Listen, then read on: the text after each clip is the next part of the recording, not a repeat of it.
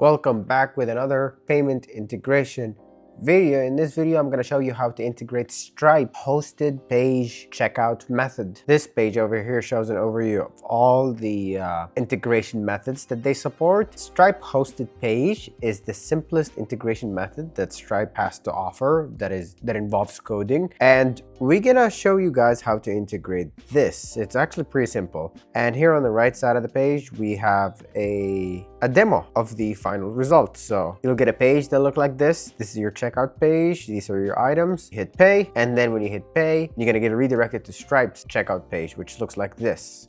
Here, you'll enter your email, expiry, and CVV, your name, and your country, and you can decide to save the card or use link here if you wanted to. Hit pay, and then the payment will be done. And then when it's done, it's going to redirect the card holder to the success page of the merchant. And this is the success page for my merchant page here. In the back end, my server is going to receive a webhook notification that indicates the final payment status. So this is my cloud database, and this is the transaction that we just made. This is the ID, and here you'll see the items that were paid for in this transaction and the transaction status and the timestamp. Pretty straightforward. So what is exactly happening here? This is your app, your web app. When you click on checkout or pay, it's going to call your server. Your server is going to send an API request to Stripe. That's going to get you the redirection link. The redirection link, that's what showed that checkout page that you just saw. Create session API will need to take in the items that the user is paying for, which are these, so that I can display it in the Stripe checkout page. Then your server gets that URL, and then it sends it back to the web app, and then the web app will redirect the cardholder to that Stripe checkout page where they can complete the payment. Then Stripe will send the authorization request to the networks, Visa, MasterCard, American Express, depending on the card, get the response, and then redirect the cardholder to the merchant success page, which is that result page that I showed you guys earlier. And it will also send the webhook notification to the server so that it can record the final status of the payment. The webhook notification will be your ultimate source of truth for the payment status. So this is how it works. Now enough talking, let me show you how it's implemented. Okay, so we're starting with a new page, new project from the scratch. When you click on pay, it's just going to redirect you to the result page and just fill in a dummy order number over here. Now let's integrate Stripe into this. Okay, first step, you need to go to your Stripe portal, you log in here and set up your items, the items that you're going to offer for sale at your store. So when you go here in your Stripe portal, you want to go to product catalog. And here you want to add your items for sale. So I added the items that I'm displaying here right now on the right side. And to add an item, you need to click on create product. You add the product name, description, you upload an image, and then you set the price of it. We set one time, you enter the amount, the currency, and so on. You do that, and then you'll get these three. Now your client side, depending on which currency is being used, needs to have the price ID for each item so that it can display it and send it to the server side for processing the payment. So click on one of the items, like let's say this monitor, and here scroll all the way to logs. Here you'll see post V1 prices, click on that, and then here you'll see an array of prices. Just click on the first one, and this value over here, this price ID is the identifier for my item's price in dollars. This will allow my server to know how much this item cost and in which currency. So I'll take this, and on my client side, I'm displaying the item name, the item price, currency, image, and I also now need to add the item price ID. So here I'm gonna have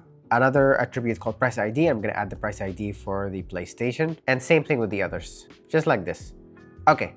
Now we need to start coding the server-side code. Here's where I'm going to code my server endpoint. The first step will be to implement this call, Stripe create session. This will be required for this step over here when you use the create session API call to get a redirection link. In the integration guide, this is this step. So to do this, we need to use this library, this npm library, install it in your server. We add it here, and this will require your API key. You get that from your Stripe portal. You go over here, go home, and your secret key will be right here. Click on that to copy it, go back to your server and just paste it here. Now let's code this API call. You need to get the items from your client side. I'm gonna show you how to do that later. And you need to create a random order ID. So use this method to create a random string, and then you use it to get your random order ID. Now, when the order is initiated, you need to record that in your database. This is how I add a new order document in my database, a new order entry.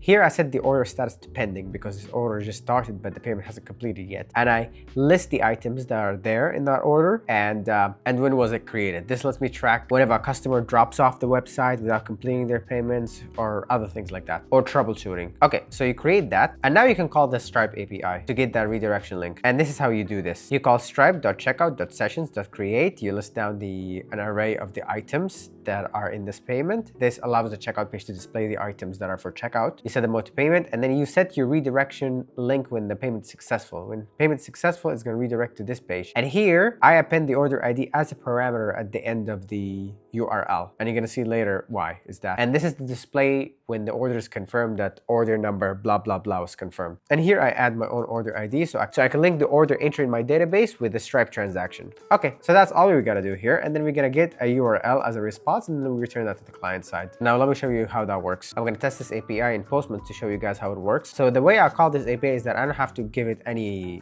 amount or currency or anything. I just need to give it an array of items and the quantity of each item. So here I have those items that I put in my client side, the ones that I showed you here, the ones that we got from here from product catalog. And when I call this API and send it the items, this is the response that I get. I get the URL that when you click on, it leads you to the checkout page and lists down the items. There we go. Now we need to redirect to this page when the user clicks on this button. So I need to deploy this API and use it on my client side. I'm going to go back to the client side code. Here, this API calls send payment. It has some dummy actions. It doesn't do anything, it just redirects. Here in my client side under send payment method, this button over here calls this method. Here's where we need to call that API that we just created. So to call the API, we need to import Axios and wire it here. This is how we're going to call this API. What I do is simply I send the items and their quantity to my server side. I'm hard coding them for the demo, but it should be dynamic depending on what the user adds to their cart. And then I'll receive the URL as a response. And then using this line, I'll redirect to that URL that I received from my server side. So let's go ahead and try this out. Hit pay, and then we get redirected to the Stripe checkout page. Okay. Now let's try a payment. Payments gets authorized, and then when it gets successful, I'm going to get redirected to the result page. And here you can see my order ID getting appended on the end of the result URL, so I can display it here. And this is how I display it. I just read it from the page URL like this, and then I embed it within my text here. Okay, so this is how we create the payment and then get redirected after the payment is done.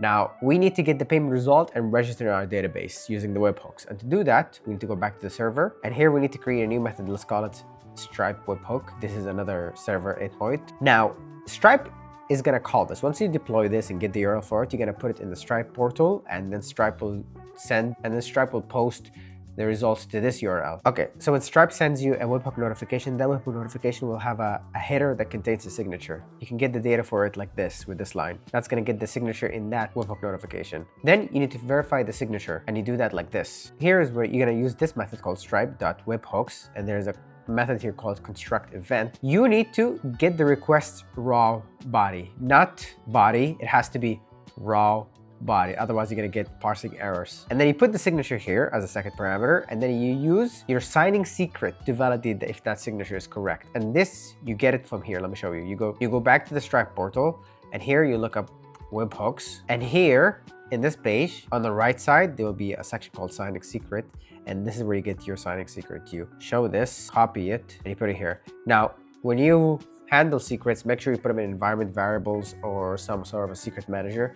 Don't hard code them like this. This is just what I'm doing for the demo. Anyways, when you verify the signature, then you can go ahead and process the response from the webhook. I store the result in this parameter called event. Now event will have the webhook's data object in it. So from it, you can get the client reference ID, which you use to match the webhook against your database entry. Remember, we set this over here, we created our ID, and then we use that to set the client reference ID for this transaction. So this is how you find this transaction in your database. The reason why I know how this looks like is because if you go here to webhooks, you can get a sample of what that webhook look like. Here, this is the event object, and inside there will be data, inside there will be object, and inside object there will be client reference ID here.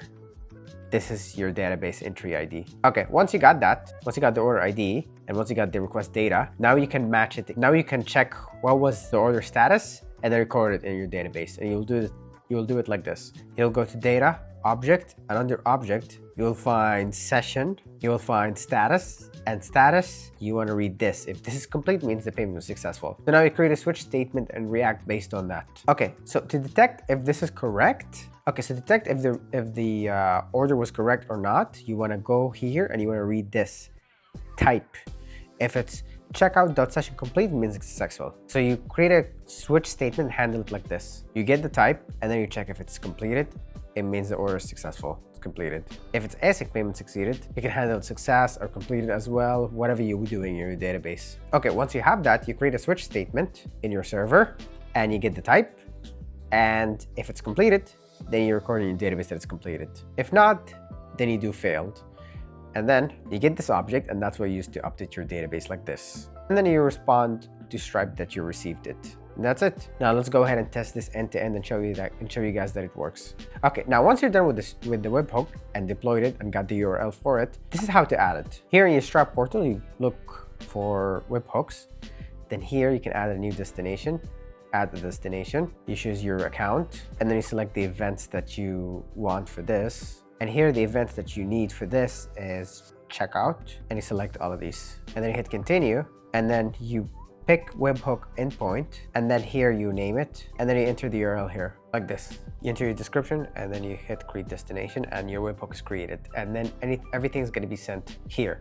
And this is your signing secret. Remember, you need to take this, copy it, and you put it here in your construct event method. Okay, that's it. Now let me show you how it works end to end. Okay, you hit pay, the order gets created in your database, but the status is going to be pending. And then when you complete the payment, you hit pay, and when the payment is successful, your server is going to receive a webhook that says the payment is complete, and your database is updated, and your client side displays the order status. And that's it. This is how to implement Stripe redirection integration method. If you have any questions, leave them in the comments. If you like the video, hit like. For more content, subscribe. And if you want to support the channel and also get the source code that we used in this video, check out the Patreon link in the description box below. Thank you for watching, and see you next time.